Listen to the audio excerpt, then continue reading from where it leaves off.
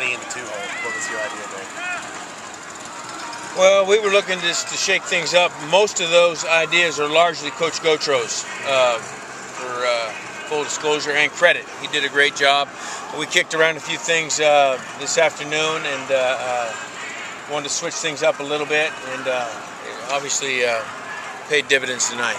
When you say that you were kicking things around, what else were you weighing? Well,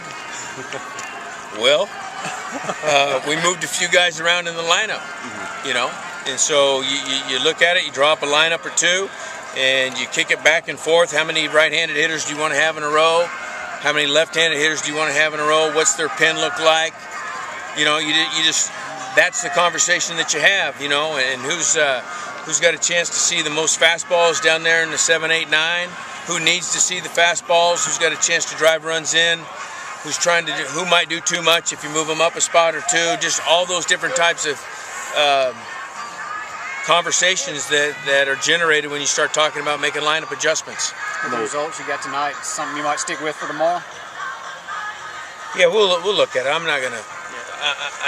We could certainly. I mean, they're going right-handed tomorrow, so there could easily be some changes. But we'll sit down with Jake and we'll go over it. You noticed that Marshall caught his 3rd straight game. Is there like a growing confidence in him? Offensive production.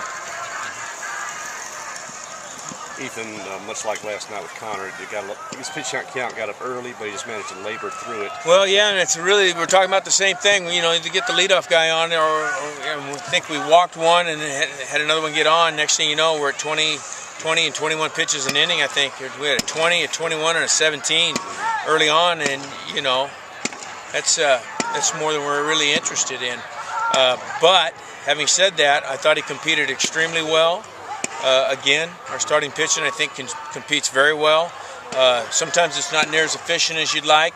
I thought he was pretty clearly out of gas in the 5th, but I wanted to run him back out and see if we could do something in terms of chewing up a few more outs. And if we pick up the ball there, I think he's got a chance to get through the 6th. It didn't happen.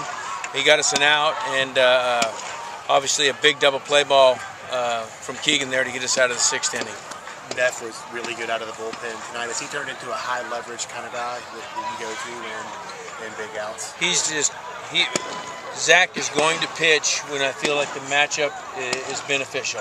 And whether that's the 5th and 6th, or whether that's the 8th and 9th is really kind of irrelevant. We think we need what he can provide, and then he'll pitch, as opposed to Spencer Price last year, where you know, he's got a set role and he's probably not pitching before, you know, the 22nd or 23rd out type thing. And what does Neff provide? Well, I thought tonight he did a really nice job of having a second. He threw the fastball down. He left a couple balls up. They made a couple of solid contact and fastball counts. But I thought for the most part he threw the ball down. He had 4 ground balls in a row there, and I think in the 7th or the 8th, whatever inning, one of those innings he had 4 ground balls in a row. He's done that, and then obviously he was able to throw a slider for a strike. Texas A&M has a really good defense, but y'all were able to pressure them into some infield singles and make a couple of errors there. Was that just being aggressive, just forcing things? Well, I think there's 2 things. One, sometimes you're fortunate where the ball's hit, and I think another thing, we did a really good job of putting the ball in play. You know, the kid we faced tonight's a quality pitcher. I mean, that guy's good, and we were able to take advantage of a few mistakes, and we caught a few breaks. And you know, sometimes the game goes your way. You know, we had some games, plenty of games early in the year where we hit the ball really hard and it was caught numerous times. You notice tonight, they had a ball that was hit right at LA and we caught it. And then Jake came up an inning later maybe and hit a ball that was just out of the reach of their second baseman. I mean, you can't, there's no accounting for that. Sometimes it goes your way, sometimes it doesn't. And the real key is to maintain your mental toughness when things are not going your way, because it's really easy to be tough when things are going your way. We good?